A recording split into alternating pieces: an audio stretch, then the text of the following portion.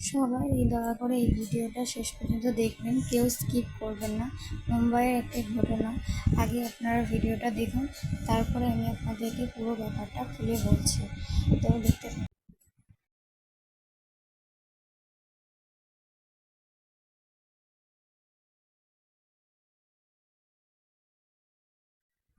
তো সবাই দেখলে ভিডিওটা, আশা করি সবাই এই ভিডিওটা থেকে অনেক দেখেছো। তো আমি আপনাদেরকে বলছি পুরো ব্যাপারটা কী হয়েছে। একটি মুম্বাই ট্রেনেতে কিছু যাত্রী বহন করছিল।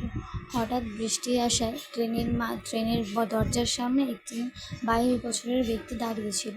তো হঠাৎ যে বৃষ্টিটা এলো, তো ব্যক্তিটা আরেকজনকে বললেন, পাশের জনকে, যে বৃষ্টি এসেছে, ভিজে যাচ্ছে, আমরা দরজাটা বন্ধ করে দিই, সবাই ভিজে যাচ্ছে। তখন ওই ব্যক্তিটি কোনো না করে ঝামেলা করছে তার সাথে তর্ক করছে। তো তর্ক বিতর্কেতে এমনই তার মাথা গরম হয়ে গেল সামান্য বিষয়ের জন্য।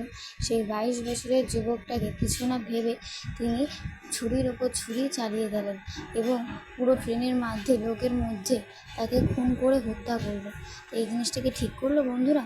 আপনারাই বলুন। আমাদের দায়িত্ব, এই যে মুখ ঢাকা দিয়ে রেখে দিয়েছে, প্লিজ মুখ ঢাকা দেবেন না।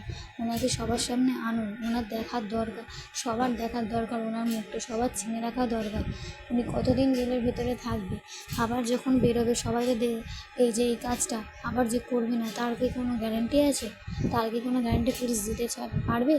দয়া করে এই কঠোর শাস্তি দেওয়া হোক, আর দয়া করে মুখটা ঢাকবেন না প্লিজ। আপনাদের কাছে